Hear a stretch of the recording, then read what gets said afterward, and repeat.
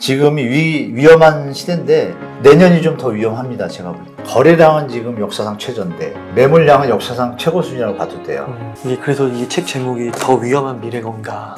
오늘은 연세대 정경대학원의 금융부동산학과의 한문도 교수님을 모시고 이야기를 나눠보도록 하겠습니다. 교수님 안녕하세요. 네, 안녕하세요. 안녕하세요. 교수님 너무 유명하시지만 셀프 소개 한번 부탁드리겠습니다. 아, 네.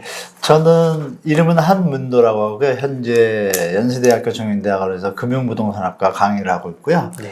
한 30년 동안 부동산을 했는데 요즘처럼 우리 젊은 분들이나 또 뭐 중년들이나 다들 집 부동산 때문에 이렇게 힘든 시기는 제일 힘든 시기를 우리가 지금 지낸 것 같아요. 그래서 네. 그거에 대해서 제가 좀 설파를 하고 싶어서 하다 보니까 이 자리까지 오게 됐습니다. 그래서 초대해 주셔서 너무 감사드리고 최대한 제가 아는 정보를 시청자분들한테 말씀드리겠습니다. 이렇게 바쁜 시간 내주셔서 네. 너무 감사드립니다. 네, 제가 감사합니다. 예. 그 교수님께서 네. 그 부동산 시장의 그 과도한 거품, 가계대출 문제 이런 것들을 지적해 오셨고, 네. 그게 지금 현재 모습을 보면 좀 딱 들어맞는 것 같습니다. 네. 그래서 우선 좀 여쭙고 싶은 게 이렇게 좀 부동산 시장이 전국적으로 좋지 않은데 왜 이런 현상들, 하락 조정이 벌어지고 있는 것인지 그게 좀 궁금합니다. 시장은 뭐 여러분들이 잘 아시는 기본적인 경제 논리 있잖아요. 수요와 공급. 네. 그리고 잘 아시지만 공급이 부족하면 가격이 오른다 그랬잖아요. 네. 근데 그쪽만 우리가 좀 부각을 했었는데 역으로 가격이 너무 오르면 어떻게 되죠? 수요가 줄죠.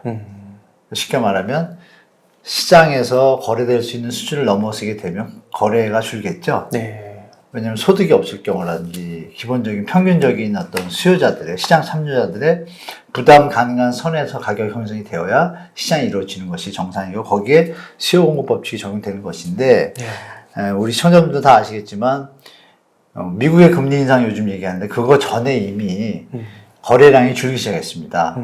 그때부터 이제 제가 또 이런 제가 말씀드린 내용을 나타낸 지표들이 있어요. 네. 주택 가격 부담 지수라고 HAI, 하우징 어포더블 인덱스인데 집을 살 수 있는 능력을 체크하는 거죠. 네. 그게 이제 한국은 이제 코리아니까 KHAI라고 하는데요.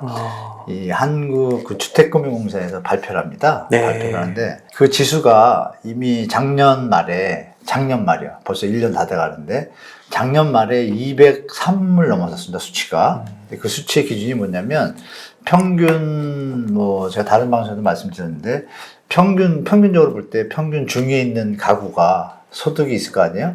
근데 이 시장에 있는 주택 가격의 평균 가격, 그 집을 샀을 때 부담하는 현재 경제 상황상 소득과 집값을 계산해 본 결과 원금과 이자를 낼 거 아니에요, 요즘은? 그 비율이 얼마인지를 나타내는 수치예요. 네. 100이면 25%고 200이면 50%입니다. 그럼 소득의 50%를 주택담보대출 받은 이자 원리금 상환에 부담하는 거는 누가 봐도 좀 부담되잖아요. 네. 전 세계적으로 그 부담 지수가 이미 통계가 우리는 역사가 해방하고 지금 70년밖에 안 됐잖아요.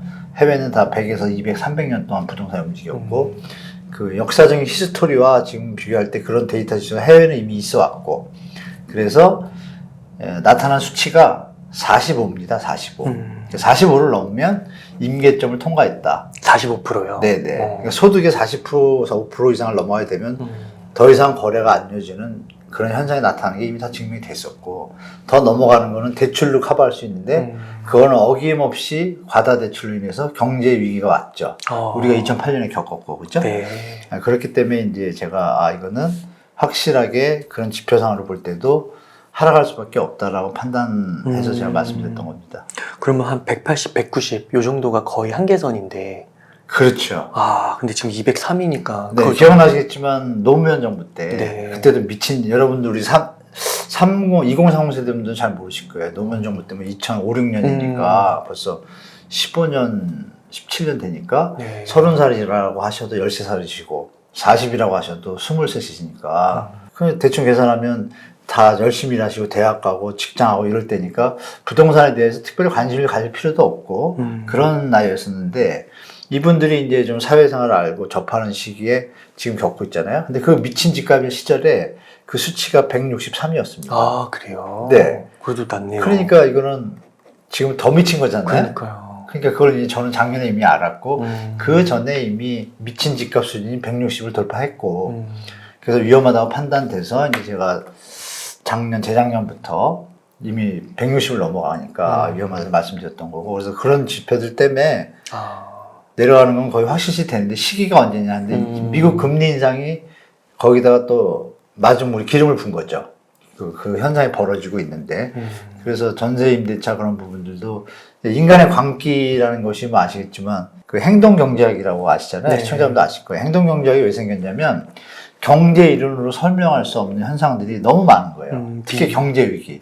아니 경제학자분들이 1903년도에 영국 캠브리지 대학에 경제학과가 처음 생겼습니다. 그러면 100년 좀 넘었잖아요. 경제학 역사가. 네. 근데 100년 동안 위기가 엄청 있었잖아요. 전 세계에. 그 위기를 왜 못 맞추고 대비를 못 할까요? 한번 퀘스천 찍어볼만 하죠. 네. 결론은 이제 여러 지표들이 있지만 인간의 광기, 심리. 그래서 경제는 심리다라는 단어가 거기서 나온 거거든요. 도저히 계산이. 그러니까 아이작 뉴턴도 내가 천체도 계산하고 다 하지만 이건 도대체 이 부동산이나 이런 주식은 계산이 안 된다고 한 거예요. 그러니까 쉽게 말씀하면 그게 이제 가세를 해서 우리가 너무 거품이 생긴 거죠. 생겼고 또 결정적으로 전세라는 특별한 제도가 대한민국에 있지 않습니까? 그 제도가 어떤 이 집값 폭등에 보이지 않는 숨어있는 원흉이라고 저는 봐요. 네. 좋게 생각하면 서민이나 청년, 사회 초년생들이 목돈이 없고 직장 근처에 거주지가 필요할 때 그때 그런 용도로 지원하는 용도, 사다리 역할로 쓰는 게 전세 대출인데 그게 이제 좀 변질됐습니다. MB 정부 때부터 변질돼서 박근혜 정부 때는 유주택자도 전세 대출해 줬어요. 네. 의미가 잘못되냐. 이런 것들이 자꾸 접촉 쌓이면서 전세 가격이 올라가니까 집값도 강하게 올라가고 이 가격은 전세 대출이 떠받친 가격에 플러스 코로나 위기가 겹치면서 유동성 풍부할 때 투자할 곳이 없다 그럴 때 타겟이 된 거예요. 네. 부동산이. 거기 타겟에 대한민국이 즉각적으로 작용을 한 거고 또 언론들도 한몫했죠. 네. 그러니까 이 언론들 아까 말씀드린 경험이 없으신 2030 세대 분들은 언론들이 이제 융단 폭격 수준으로 제가 볼 때 하다 보니까 이건 사실로 다 믿어지잖아요.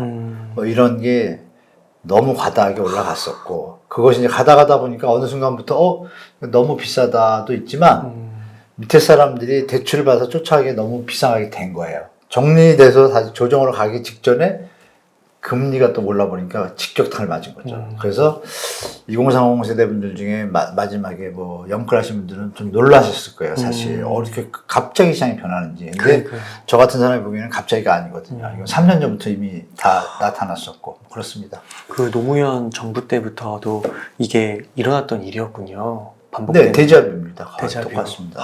그러니까 그때 물론 이제 결과적으로는 어떻게 됐는지 알고 있지만 그때 이 KHAI 예, 이게 그 160을 돌파하면서 네. 그 후에 이제 집값 하락이 퍽 떨어졌죠. 퍽 떨어지기 시작. 그때도 묘한 게 떨어지기 시작하는데 글로벌 금리가 터진 거예요. 신기하게. 네. 우리는 또 떨어지기 시작하는데 금리가 터진 거예요. 묘하죠. 네. 그러니까 쉽게 말하면 조정이 원래 될 건데 외부 충격까지 가세한 거예요. 그러니까 더 떨어질 수밖에 없죠. 상황이. 그럼 이게 일률적으로 좀 말하기는 어렵겠지만 이 KHAI 지수가 네. 좀 올라가면 네. 뭐 한 6개월, 1년 있다가는 문제가 발생할 수 있다 이렇게 좀 봐도 되는 걸까요? 올라가면 그 수치가 중요하겠죠. 네. 그 수치가 그러니까 말씀드린 대로 만약에 100이다. 네. 100인데 110으로 올라오면 전혀 문제가 없죠. 없는 왜? 거예요. 소득의 25%는 누구나 부담할 수 있잖아요. 그죠? 그렇죠. 그 집값이 안정적이라는 얘기죠. 네. 근데 소득의 뭐 120%다. 그래도 뭐, 괜찮고. 뭐 충분하고. 근데 이게 이제 150을 넘어가고 200가로 가다 보면 위험한 신호인데 거기서 올라간다는 건 바로 위험한 신호를 받아들여야 되는 거죠, 우리가. 그렇군요. 근데 이제 2030 세대 특히 이런 분들은 이제 그런 경험이 없으니까. 없으시죠, 예. 그냥 그때 이게 마지막 찬스구나 해서 네. 사버린 거죠. 연끌을 해가지고. 네, 기성세대들을 대신은 아니더라도 죄송합니다, 개인적으로. 미안하고 젊은 분들한테. 왜냐하면 그런 분위기들을 연출하고 기성세대들은 제가 볼 땐 팔고 빠져나갔거든요. 그 마지막에는 4050 세대가 안 사고 2030. 안 사, 2030이 늘어났잖아요. 그게 정말 나쁜 거 아닌가요? 제가 20대라고 생각하고 20대 같으시니까 기분 나쁘잖아요. 20대 아닙니다. 그래서, 네. 20대 아니세요? 네. 여하튼 2030 분들이 느끼시기에는 뭔지 모르지만 당한 것 같은 느낌이 드는 분들도 계실 거 아니에요. 물론 그 중에 과도하게 욕심을 내가지고 이게 이제 전세 가격이나 이런 게 다 오르다 보면 또 피해보는 분들이 계시잖아요. 그러니까 이 부동산 시장의 상승이 원래 기본이 인구가 늘고 경제가 발전하고 소득의 분배가 잘 돼서 다 같이 올라갈 때가 행복한 선진국인데 그거 전혀 요건 없이 오로지 레버리지와 분위기와 허위 보도로 이거는 정말 잘못된 거죠. 그게 실제로 지표로 나타나기 시작하고 버블이 끼는 게 나타났던 거죠. 그래서 그게 이제 조정되는 거는 어쩔 수 없다고 저는 봐요. 그거는 역사가 증명하거든요. 항상 조정을 겪고 다시 출발을 해요. 그래서 지금이 위험한 시대인데 내년이 좀 더 위험합니다. 제가 볼 때. 예를 들면 이 얘기는 좀 드려야 될 것 같은데 여러분들이 일반 갭 투자하는 분들 말고 그 무주택 갭 투자하는 분들이거나 1주택인데 영끌에 사신 분들이 우리 고정금리 변동금리가 낮을 때는 변동금리가 고정금리보다 이자율이 적거든요. 그러니까 대부분이 변동금리를 썼고 그래도 혹시 몰라서 나는 그냥 고정금리가 좋아 이런 분들이 30년은 부담되는 거예요. 왜 지금 1%인데 2%씩 내가 30년을 왜 내라는 손해감이 있으니까 조금 꽤 많은 분들이 혼합형을 택했어요. 혼합형은 뭐냐면 1년에서 5년 사이를 고정금리처럼 딱 고정 2% 정해가지고 쭉 가다가 6년 차부터는 변동이에요. 근데 그분들이 우리가 기억을 더듬으면 2017년부터 집값이 오르기 시작했잖아요. 네. 17, 18, 19 이렇게 하면 18이 이제 본격적으로 오르기 시작했는데 18년에 집을 산 분들은 그때 다 2% 정도 받았을 거예요. 고정금리를. 근데 그게 5년이 지나면 내년이잖아요. 18년 더하기 5는 23년. 변동이 되겠네요. 근데 그분들이 내년부터는 변동금리 4%, 5%짜리. 그러니까 그동안 예산에 맞춰서 뭐 3억이다 그러면 2%니까 60만 원 냈잖아요. 이자를. 뭐 12달러 하면 50년만 되겠죠? 근데 갑자기 100만 원 들면 어떻게 돼요? 부담되죠. 자기 자산 예산이 다 정해져 있었는데 갑자기 로또가 맞거나 큰 돈을 벌거나 아니면 직장에서 뭐 월급이 200만 원 이상 올라가지 않는 이상은 정말 부담되는 상황이 내년부터 벌어지는 분들이 또 나오는 거예요. 네. 그분들이 견디기 힘들면 어떻게 되겠어요? 던지기보다는 포기하게 되잖아요. 부어 본의 아니게. 네. 근데 그건 또 시장에 물건으로 나오잖아요. 근데 여기 또 다주택자분들은 이런 시장을 이미 알고 있으니까 물론 아직도 오를 수 있는 가능성이 있다고 느끼는 분들은 들고 계시겠지만 시장이 몇 년간은 내려갈 것 같다. 근데 그 사이에 내가 버티기 힘들다. 이런 분들은 물건 내놓을 거 아니에요. 실제 시장에서 그래서 거래량은 지금 역사상 최저인데 매물량은 역사상 최고 수준이라고 봐도 돼요. 2년 전부터 허위 매물 신고제가 없어졌잖아요. 2020년 8월부터. 그때부터는 진성 매물이에요. 그 매물이 뭐 도표 제가 첨부될지 모르겠지만 월세 전세 서울을 예를 들면요. 월세 전세가 한 7천에서 8천 건이었어요. 매물 나온 게. 네. 그리고 아파트 매매 물량은 한 3만 2천에서 5천 건 수준이었어요. 재작년 9월 정도에. 근데 지금 그 수치들이 지금 7, 8천인 전세 월세는 각각 2만 4만으로 됐고요. 네. 아파트만입니다. 그것도. 와. 그것도. 그리고 매매 물건은 말씀드린 3만 몇천 개에서 지금 6만 5천 개입니다. 와. 근데 거래가 안 돼요. 근데 거래는 더 줄었잖아요. 와. 그럼 이상하잖아요. 네. 수요 공급의 법칙이 안 맞잖아요. 가격이 비싸다는 얘기죠. 지금 상황에서 그렇게 물건이 많은데 와. 아직도 안 사는 이유는 뭐예요? 지금 물가가 오르고 금리가 올라서 살 수 있는 여력이 더 줄었잖아요. 줄었는데 이건 안 내려와요. 그러니까 더 멀어진 거죠. 근데 지금 집값 그러니까 빠졌다고 하는데도 그러네요. 안 빠진 거죠, 제가 볼 때. 와. 이제 시작입니다, 여러분. 그래서 네. 제가 저번 달부터 이제 시작이라고 자꾸 말씀드리는데 이거 빠진 게 아닙니다. 일부 지역만 몇 개 금매만 적었는데 나머지는 다 버티고 계세요. 네, 이제 버티는 게 꺾이는 순간이 오겠죠. 인간의 관계는 어쩔 수 없어. 패닉 바잉이 아니라 패닉 셀링이 이제 지금은 셀링은 아니에요. 패닉 셀링은. 지금도 아니에요. 네, 지금 금매만 나가는 게 나머지 분들은 그냥 계시잖아요. 그분들이 동시에 어느 시점에 만약에 미국이 금리를 2번 더 올리지 않습니까? 폭폭 올리고 네. 또 일주일도 안 남았죠? 네. 한국은행도 오르잖아요. 맞아요. 막 이런 분위기가 막 거대하게 오는 데다가 만약에 외부 충격, 중국이 부동산이 지금 심각하거든요. 헝다 사태라고 들어보셨죠? 네, 헝다 작년에.